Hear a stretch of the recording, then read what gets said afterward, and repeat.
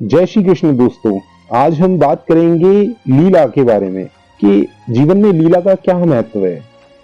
जैसे हमने अपने बचपन में सुना होगा या हम आज भी टीवी पर देखते होंगे कृष्ण लीला, कि ये लीला राम लीला। तो लीला बेसिकली होती क्या है, इसको किसी ने बड़े अच्छे ढंग से प्रस्तुत किया है अपनी एक लेख में, जो मैं आप लोगों के सामने बोलना चाहता हूं कि जो कृष्ण शब्द जो है ना, वो कृष्ण शब्द जो है वो एक लीला का ही रूप है।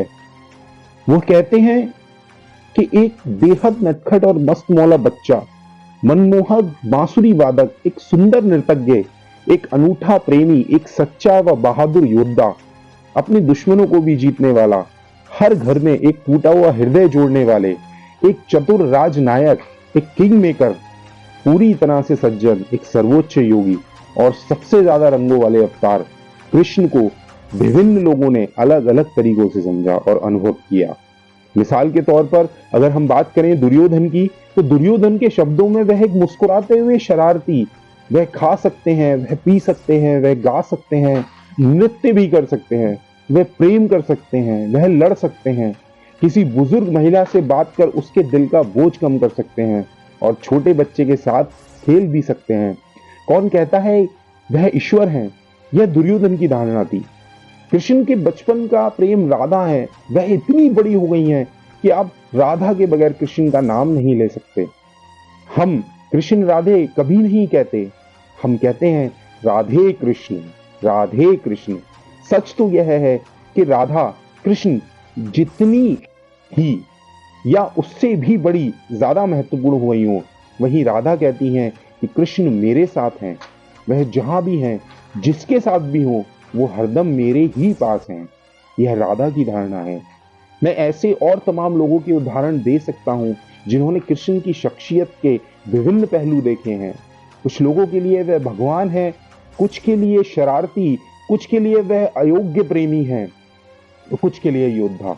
वह कितना कुछ है।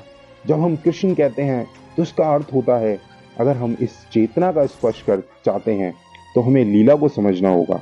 लीला का अर्थ है खेलते हुए आगे बढ़ना।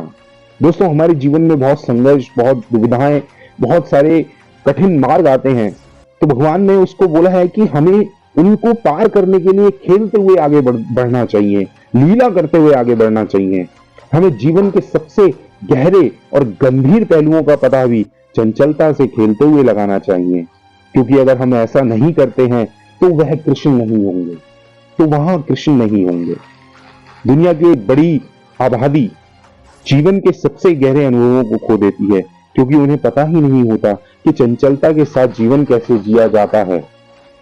इसका पता लगाने के लिए आपका हृदय प्रेम से भरा, प्रसन्न मन और जीवंत शरीर होना चाहिए।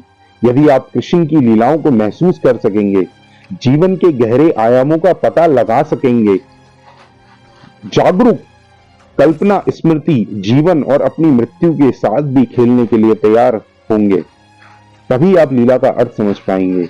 आप जीवन के साथ नृत्य करने के लिए तैयार होंगे, आप अपने दुश्मन के साथ नृत्य करने के लिए तैयार होंगे, जिसे आप प्रेम करते हैं उसके साथ आप नृत्य करने के लिए तैयार होंगे, मृत्यु के क्षण में भी आप नृत्य के लिए तैयार होंगे। इसी को तो लीला कहते हैं। जय श्री राधे, जय श्री राधे, हर हर महादेव।